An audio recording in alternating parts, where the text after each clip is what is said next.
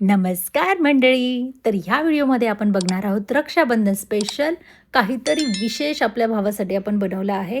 जे 2 मिठाई बनवल्या आहेत. एक मिठाई आहे आपली ट्रेडिशनल नारळ बर्फी, जिला कोकोनट बर्फी पण म्हणतात, आणि सेकंड मिठाई आपण बनवली बच्चा कंपनी फेवरेट चॉकलेट रोल्स, आणि हे सुद्धा खूप कमी इन्ग्रेडियंट्स वापरून आपण ह्या दोघी मिठाई बनवल्या आहे. इन्स्टंट बनतात, पटकन बनतात, आणि चॉकलेट रोल तर नॉन कुकिंग पण आहेत. सो लगेच सुरू करूया आपल्या रेसिपीला.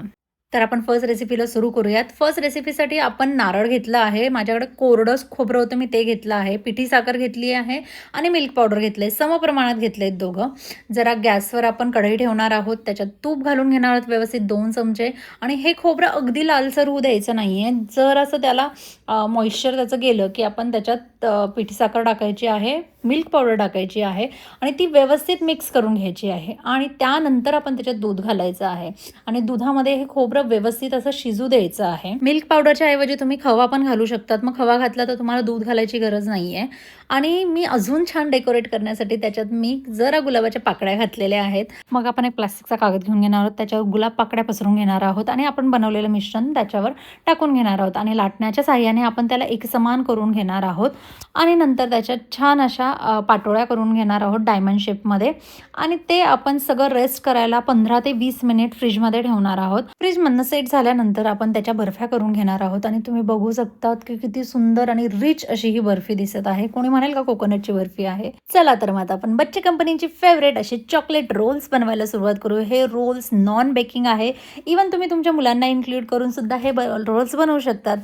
आता हे रोल्स बनवण्यासाठी मी 20 ते 25 असे मारे बिस्किट घेतले. तुम्ही कोणतेही बिस्किट घेऊ शकतात. त्यात कोको पावडर टाकली आहे, पावडर शुगर टाकली आणि ते मिश्रण असं नीट मिक्सरमधनं काढून घेतलं आहे. आणि लागता याच्यात आता दूध टाकायचं आहे. त्यात थोडंसं तूप घातलं आहे त्याला ग्लॉसीनेस येण्यासाठी. आणि बघा असा छान असा आपला डो तयार झाला आहे. आपण ते बाजूला ठेवून देणार आहेत. आणि आता आपण आतलं फिलिंग तयार करण्यासाठी मिल्क पावडर, शुगर आणि गुलाबाच्या पाकळ्या टाकलेल्या आहेत, दूध घातलं आहे आणि थोडंसं तूप घातलं आहे. परत आता हे लाटून घेण्यासाठी आपण प्लास्टिकचा पेपर वापरणार आहोत आणि तो असा लाटण्याने छान त्याची पोळी तयार करून घेणार आहोत. आणि त्यामध्ये जे व्हाईट मिश्रण बनवलं होतं मिल्क पावडर आणि शुगरचं, ते अशा पद्धतीने स्प्रेड करून घेणार आहोत. हाताने स्प्रेड करून म्हणजे सगळ्या साईडने ते स्प्रेड होईल. आणि नंतर प्लास्टिकच्या पेपरच्या सहाय्याने त्याचा एक रोल तयार करून घेणार आहोत. तो रोल टाईटली पॅक करून आपण 30 मिनिट हा फ्रीजरमध्ये ठेवणार आहोत. आणि तो फ्रीजरमधनं काढल्यावर असं कडक झालेला असेल आणि छान त्याचे आपण रोल पाडून घेणार आहोत. तुम्ही बघू शकतात किती सुंदर असे हे रोल दिसत आहे. बच्चे कंपनीला बघूनच मजा येणार आहे हे रोल्स. आणि अशी आपण छान रक्षाबंधनची थाली डेकोरेट करून घेतली आहे. तर अशा प्रकारे आपल्या रक्षाबंधनच्या 2 स्पेशल मिठाई बनवून तयार आहेत. तुम्हाला ह्या रेसिपी कशा आवडल्या, तुम्ही रक्षाबंधनला ह्या रेसिपी बनवणार असतील तर नक्की व्हिडिओ बनवा आणि मला टॅग करा.